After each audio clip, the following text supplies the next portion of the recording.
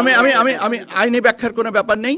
যে আমি আবারও বলছি, যে কর্তৃপক্ষ এটাকে ইন্টারসেপ্ট করেছেন বিষয়টা তাদের। দুর্ভাগ্যজনকভাবে একটা ঘটনা আমাকে কোর্ট করে একটা ফাইন্যান্সিয়াল একটা ইস্যুতে বলা হয়েছে, কোর্ট করা হয়েছে যে একটা ঊর্ধ্বসীমা আমি নাকি বলেছি যে 5 কোটি টাকা নিয়ে গেলেও কোনো অসুবিধা নেই।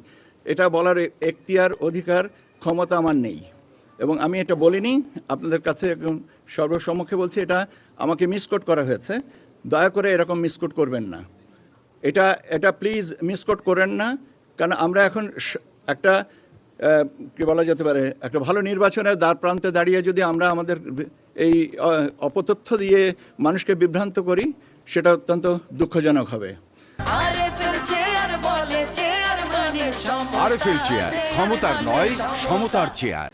আমাকে জানতে যেটা চাওয়া হয়েছিল সেটা হচ্ছে যে একটা বোধহয় কোনো একটা অর্থের ব্যাপারে আমি বলেছি, দেখেন যারা এটা ইন্টারসেপ্ট করেছে তারা এই ব্যাপারে source, amount and purpose of the fund, এটার উপরে তারা সিদ্ধান্ত নেবেন। That is the reason, that is the only thing I have said.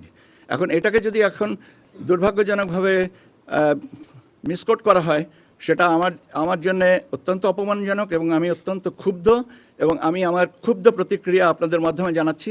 এরকম অপতথ্য অনুগ্রহ করে দেওয়া থেকে বিরত থাকবেন। আমি আমি আমি আমি আইনি ব্যাখ্যার কোনো ব্যাপার নেই। যে আমি আবারও বলছি, যে কর্তৃপক্ষ এটাকে ইন্টারসেপ্ট করেছেন বিষয়টা তাদের। আমি কোনো আইনের ব্যাখ্যাটা তো তারা দিবেন যারা ইন্টারসেপ্ট করেছেন। আমি কেন দিব? আমার তো কোনো অধিকার আছে?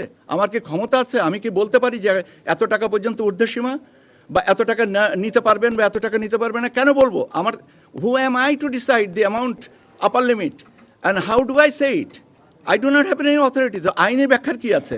আইনের ব্যাখ্যাটা যারা ইন্টারসেপ্ট করেছেন তারা দিবেন, তাদের কাছে আইনি ব্যাখ্যা, আমার কাছে তো না। আপনারা যদি আমার কাছে আইনি ব্যাখ্যা চান তাহলে তো এটা আমার প্রতিও অবিচার করা হচ্ছে। আপনারা আবারও একই জিনিস করতেছেন।